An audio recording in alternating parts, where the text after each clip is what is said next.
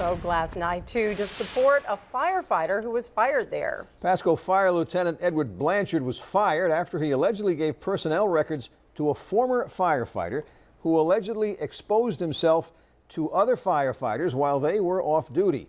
NBC 10's Brian Crandall has the full story on that. You wrote the letter. I watched the letter you wrote. Emotions run hot. A confrontation between the two sides of this controversy.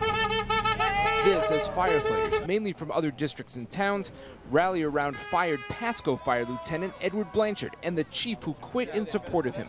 Blanchard, who is also a town councilman in Burrillville, was fired as a full-time EMT by the Pascoag Fire Board of Commissioners, apparently in part because he gave what was deemed personnel records to a firefighter who'd been fired.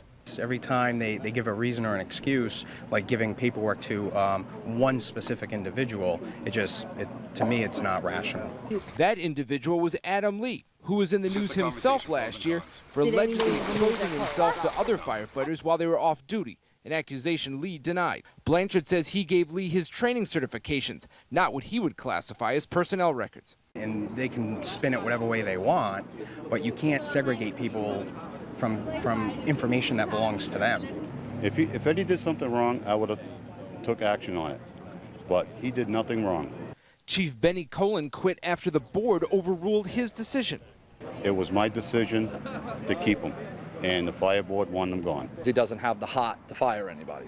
Captain Keith Carter is still on the Pascoag Fire Department and on the other side of this debate. Oh, it's absolutely lies. He has harsh words for Colin and Blanchard. I've been here 27 years. In the Pascoag Fire District, we do not give out personnel records. He was not fired unjustly. The chairman of the fire board has not returned my call seeking comment. Blanchard has a petition. He's asking for the board to reconsider its decision to fire him. I'm Brian Crandall, NBC 10 News in Burrillville. The former